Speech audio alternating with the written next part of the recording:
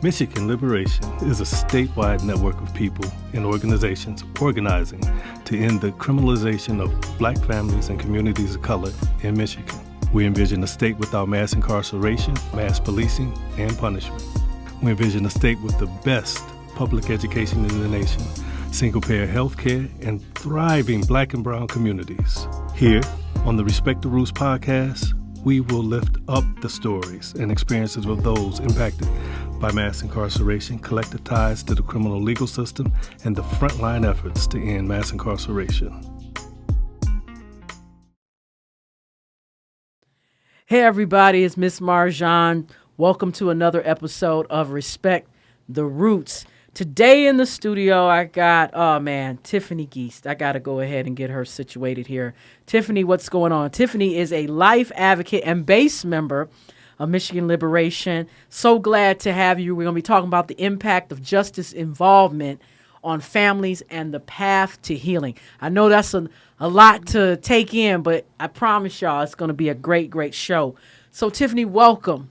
Thank you so much for having me here, Miss Marjon. Yes, we've hung out, but this is the first time you've been in the podcast studio with me. First time I'm in the booth. Yes, it's nice. Thank you for having me. Oh, thank you for showing up. Most definitely. And everything. So let's tap right into it. Tiffany, I want to talk about, I know you're a life advocate, you're doing the work, you're a base member, and I know, but your personal story is so deep, and especially how it's led you to the work that you're doing now. So one of the things I want to talk about is the incarceration or the criminal justice system within your family, especially with the Black men in your family, because I know that played a major role in the life lessons that you experienced. Yes. So I am the daughter of my father was on the run from prison when I was actually conceived. So I pretty much started out, my life was just as impacted. He was on the run. Right. I'm a former prison wife, so caring for a Black man that was affected by the justice system. So many different dynamics, but just being a support system and just understanding that, that there's so many different odds that are against our brothers, so just right. Just being a support system the best way possible, but not just affecting them, but affecting me as well. Wow, how so? Like, you hear different things like financial and stuff, but emotionally, what's some of the things, because we know it's expensive when you have a loved one in the criminal justice, like prison or jail and so forth, just with phone calls, for example, and the store, like buying stuff. But what did it do to you mentally and emotionally? Oh, wow. Well, emotionally, there's a void there, because you're missing a piece you're missing a piece of yourself. So you don't go through this as a whole person. Right. And as you're trying to carry this load, financially, it's very heavy. Like you said, you got the phone calls, because they're like $15 a minute. Well, probably not $15 a minute, but they're very expensive. Close to it, huh? Yeah, close to it. Then you have, like you said, just the extra amenities that they have there, because it's, people think that if a person's incarcerated that they have 3 hots in a cot. It's not that simple. You figure, the last meal is 5 or 6 o'clock, so you still have to eat. And just, whatever they buy, snacks, but visits, it's a lot. It's just very, very heavy. And then when it affects you personally, as I have been affected, it affected my career and my ability to be able to make money and support my family. So it affected me in so many different ways. Right. And I know we talked lightly offline about this, like as a family, but you have children, for example. And those of you who are listening and watching, it's not only just you as a wife or, whatever, that was your role, but what about your children? Wow. Trying to explain to them even. Yeah, just trying to explain that to them, and just trying to get them to understand that, good people sometimes make mistakes. Yes. And just trying to just get them to understand that, this is still your parent regardless, and just hopefully they'll learn from your mistakes as they grow up and they grow older and make wiser choices. Right. That's deep. That's real. Now, Tiffany, let's go right into, we at Michigan Liberation, we started doing like a series of expungement fairs and all that. And that was part of our campaign, y'all. For those of you who may or may not know, that we were doing as part of our Clean Slate initiative and so forth, expungement fairs and resource fairs. And Tiffany, that's kind of like how we met. You attended. Yeah. And you went through this process. And I thank you for being transparent and so real. Explain that process, your expungement process. It was a journey, just leading up to the expungement process. I had to find Tiffany again and reinvent myself. As I said, I lost an entire career that I had built. Lost my career, lost trust. That was a major thing, losing trust from people. To have to redeem myself as being a good person again, So the process was very, very, very heavy. Wow. But the first time around, it was pretty difficult because, for one, I found out that I had owed restitution, and the restitution had to be paid before I could move forward. So trying to find $4,300 was a task. Wow. But by the grace of God, and of course y'all, and Dr. K and Dr. Bill Winston out of Chicago, they had a campaign where they had 10-city tour, and they were helping people that were formerly incarcerated, help them, overcome certain barriers. And they paid off my restitution for me. So I was so thankful. Yeah, so that was a godsend right there because I didn't have that money to pay it off. And to think about how many people don't have the money to pay off, tickets or pay off fines and things like that, because you can't move forward with the process unless you have those things paid off. Right. So that was the first hurdle. Okay. So the first hurdle was the restitution. The first hurdle was the restitution. We got that paid. I remember this, yes. Tiffany. We got that paid because they actually paid the county directly. Paid them directly for me, and we thought we was in the clear. And then another roadblock. And just, with anything in life, if you want it bad enough, you got to keep going, right? So that was the first hurdle, the first roadblock. Okay. The second one, I got all my paperwork completed, got everything uploaded to the to Oakland County's website, just to be told that I did not meet the time limit. So I had to wait another year and a half. So that was October of 22 when I did the process. And I had to wait until April of 24. So, that was like a countdown. Wow. But I think a lot of times, too, we don't realize is that, while you're waiting for one thing, you keep making motion with other things, right? So at that time was kind of winding down. I looked up. It was like, wow, we're back. It's April 24. We're here. Right. So, Tiffany, let's go back real quick. So I think people need to understand that there's a law in place that you have to wait like 7 years, right? Well, depending on the situation. It depends on the situation, because when I went back to the second expungement fair, after they told me that I didn't wait the full 7 years, I had another attorney tell me that I could have went back in 5 years. So I think there was kind of like some gray area there as far as the statute of limitation. But I had to wait 7 years, right? I had to wait the 7 years. And then I went to another expungement fair, and there you were again. Right. And it went through this time. I was able to upload everything, and everything went well. Had my court date 3 months out. Went out to Pontiac just to realize that my court date was actually by Zoom. So I was the only person in the courtroom. But, to sit in front of that judge, the same judge who sentenced me 7 years prior. Get out. Yeah, the same judge who sentenced me. She actually remembered me. And just kind of went over telling her what I was involved in now, what I've done to redeem myself, what I'm doing in my life now. And she was really impressed, and she was really happy just to see that I'm here to serve.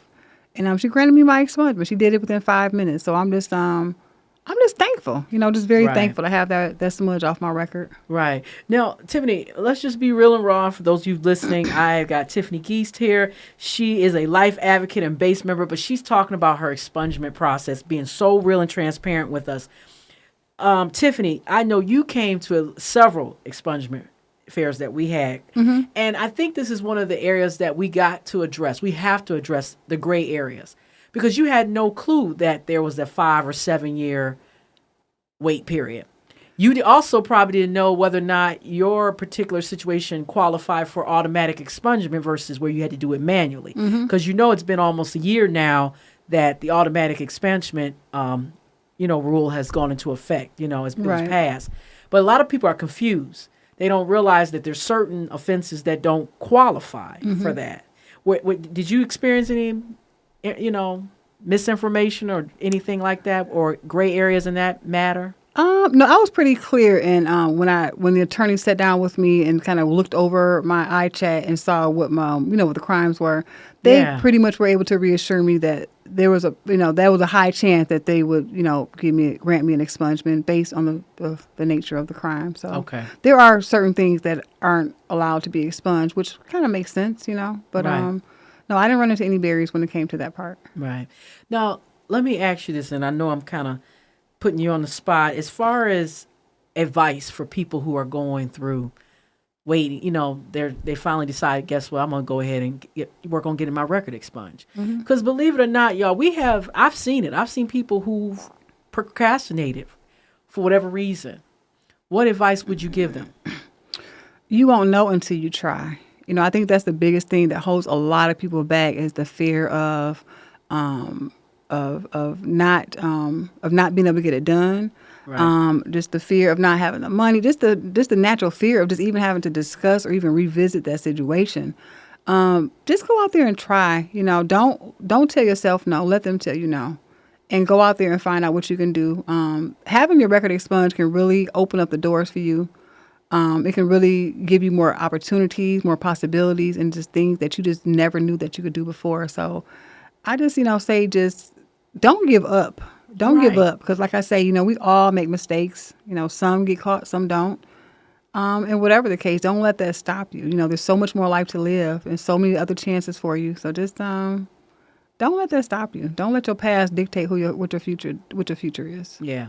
Thank you. Yeah. Thank you, Tiffany. You're welcome. We're about halfway through, but the thing is, Tiffany, before we go into the next subject area, I want to kind of just tippy-toe through the expungement process, like, from your perspective, because I know, we've talked about it, like as far as from legal perspective, from even the notary perspective, and even volunteers or people involved in the campaigns. But I want to hear from somebody who got it done. Okay. So you actually went to the fair and then you filled out that application with the lawyer and went to the notary. And so I'll give you a little walkthrough of the process. So the very first thing is, that's okay. I'm talking like go ahead, Stephen, this is your time. No, it's okay. So the biggest thing is just, showing up to when you have when there's an expungement fair. Show up, yes. Whether you think it's going to get expunged or not.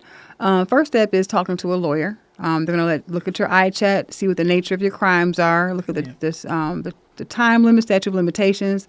Then from there, they can determine, okay, is this worthy or this eligible for expungement? They complete a form for you, and at that point, you take the form to a notary, have the notary complete it for you. From that point there, you have to order 5 copies of your certified certified copy of your records from whatever court that it happened at. From that point there, I remember. I know. And let me tell you. I don't know why I'm acting like I forgot. No, it was just like 3 months ago. No, and here's the thing, and we got to be clear, everybody. You have to get it from that's the key, the court. Yeah. Where the offense was. Yeah, you have to get it from the court, where the offense where it happened at. Next, you have to get your fingerprints for the state of Michigan, from the state police. Right. And there are quite a few different certified. There's certain locations that you have to go get those fingerprints done. I think it's like $50. You get that. Then at that point, you send a copy of your certified copies of your judgment, right. Copies of the paperwork that you got signed from your attorney, that your actual application, and you send off a copy to the state police, the prosecuting attorney, and then you send off a copy to the actual judge. Right. Yep, right. And then to the judge. Right. And then you have to wait. You have to wait for a response from the state police that says that, okay, no, this person's all clear. They have no further offenses that are pending. You have to get an okay from the prosecutor that says, you know what, this person, I don't deem them to be a menace to society. I give them the blessing, okay, to go forward with their expungement. And then the judge, and of course, you have to see the judge. So you get a court date. Yeah, then you get a court date. Okay. And my court date was scheduled 3 months out from the moment. So before you can even apply and upload and even apply for the expungement, you have to get the okay from the state police and the prosecutor. Okay. Yeah, and you can't move forward until you get those replies. Okay. So once the state police said okay, the prosecutor said okay, that's when the judge granted me my court date, which was 3 months out. And let me ask you, how long did it take for them to get back to you? About 30 days. It took about 30 days for the state police and the prosecutor to get back to me. Yep. Wow. Okay. Yeah. And they got back to you through mail or email? So you have an option. I pretty much did everything online. Through a portal. Through a portal. So I think you have the option of either going down to the court and getting the stuff done, or you can upload it on, I think, like a true file system. You can do everything online. Okay. It's not an easy process. I'm gonna tell you that right now. Especially if you're not tech savvy. I mean, with- that too, but it's just it's not it's not made to be an easy process. That's it. Yeah, it's not made to be simple. Because anything else in life, if you really want it, it's going to be some hurdles, and you're going to have to jump through some hoops to get it. So, Right. And you also mentioned, I think, something else that two things that people take for granted during this process. One, it takes time. Some people think when they come to these expungement fairs, it's going to happen overnight. Mm-hmm. Like that day, they're going to get their record expunged. Not. Next thing, it costs money to get your record expunged. Because you mentioned having to pay the state police. Let's talk about the other little underlining stuff like restitution or fines. Restitution, right, the fines. And then the fingerprints, if you don't get it done, if they're not there to do it on site, it's going to cost you to go to the police station and get your fingerprints Exactly, done. yeah. And then some people, let's be real, it's man to take off of work. May not get paid that day because some of these fairs, hundreds of people show up. Hundreds of people. I had been the first one I came to when you guys were at a church on Woodward. It was you had to start turning people away. You had to turn people away because there was so many people there. So, right, which showed you that there's a lot of people that need this service here in the city. Exactly. Yeah. Well, let's fast forward. Tiffany, you go to the courthouse. You go through all this, realizing it was a virtual, but you did it in person, half virtual, half in person. So what happened? You found out right then and there?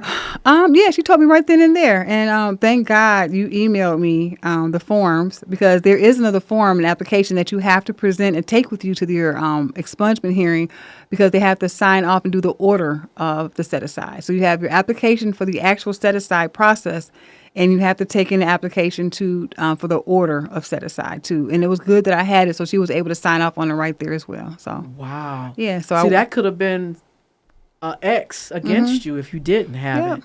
Wow. So and so then you found out right there on the spot that your record was expunged. Yeah. And did they send something in the mail, like a certificate or something, letting you know, or is it just? I mean, I haven't gotten anything yet, Okay. but I did go. I did go into the Oakland County court system, and to do a search on my case, and my case has not come up anymore. Yeah.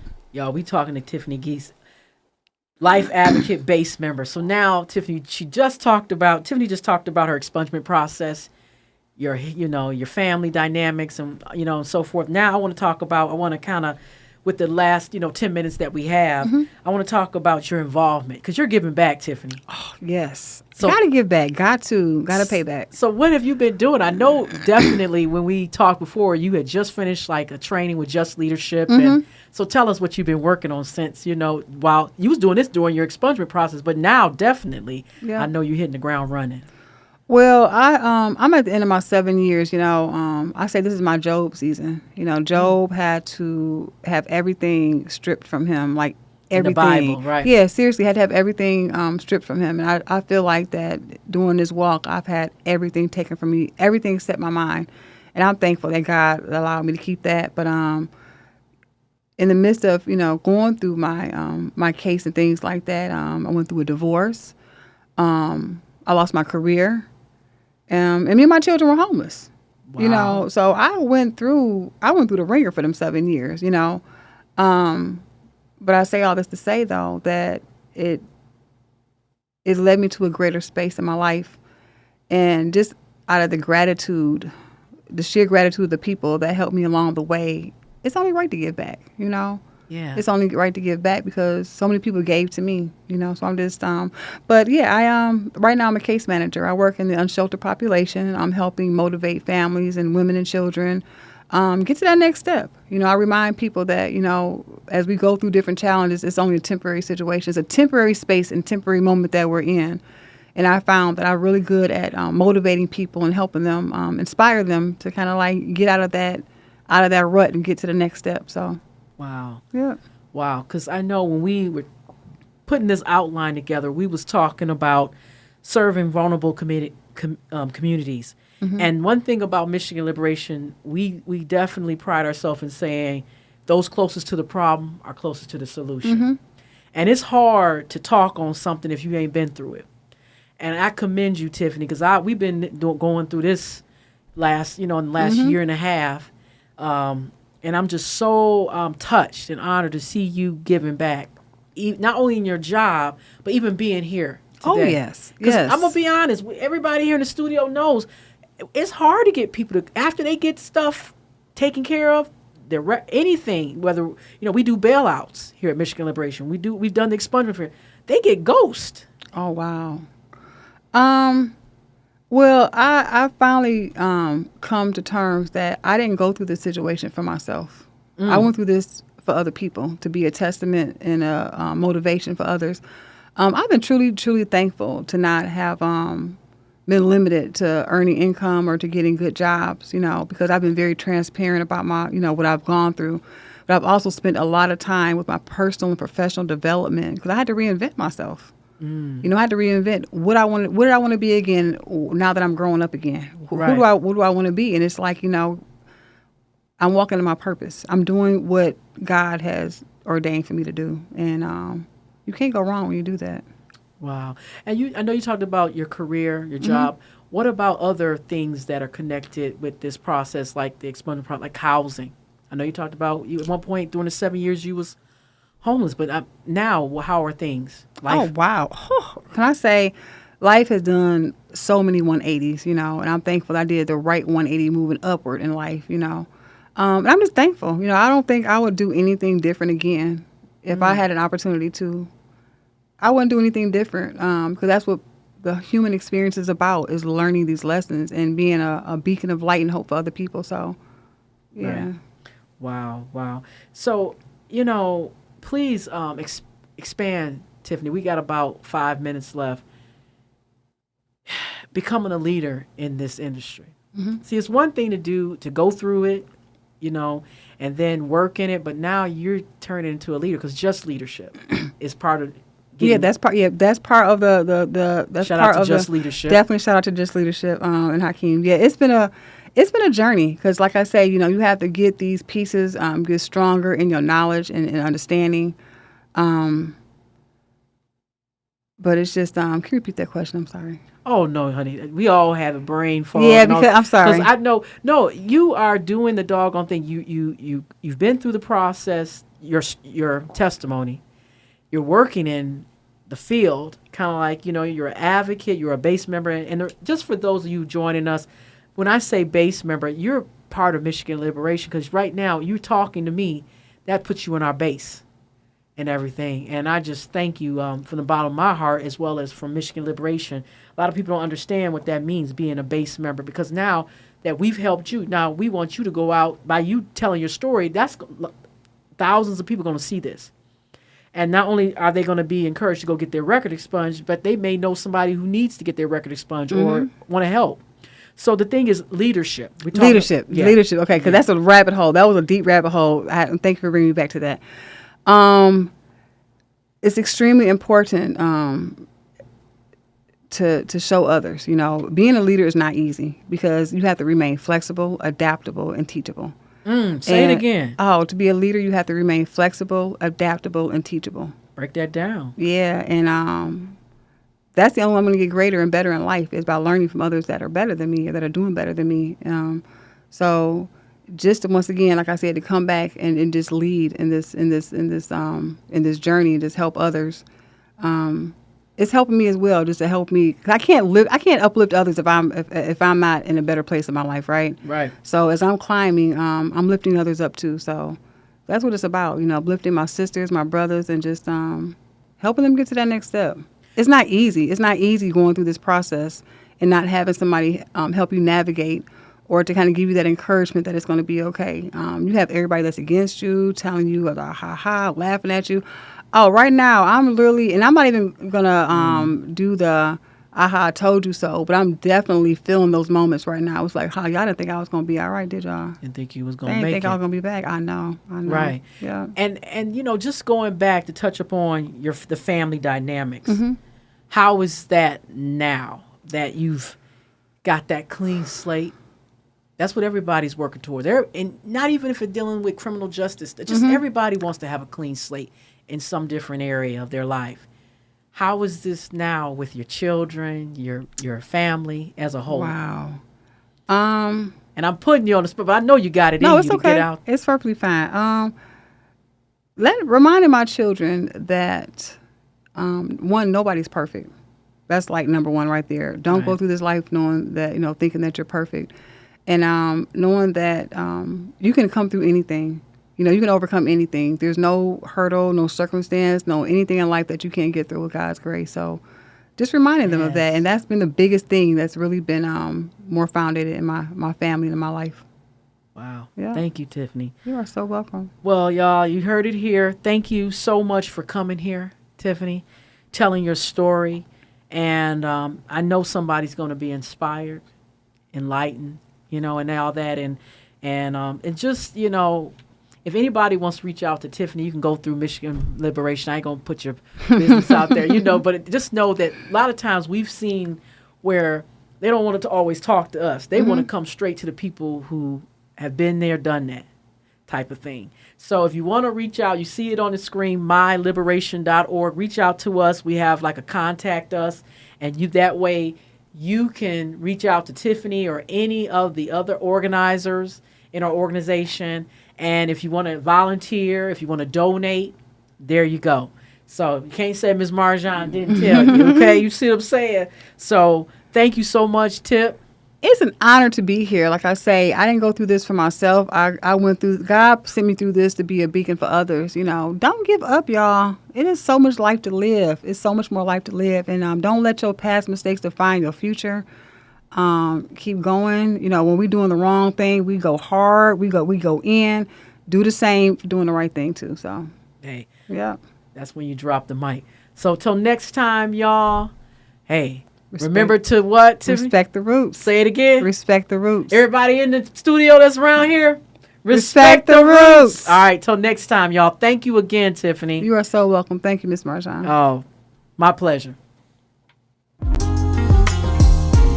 Michigan Liberation Education Fund, C3, conducts grassroots organizing, leadership development, and civic engagement activities. Michigan Liberation, C4, and Michigan Liberation Action Fund, IE, are sister organizations.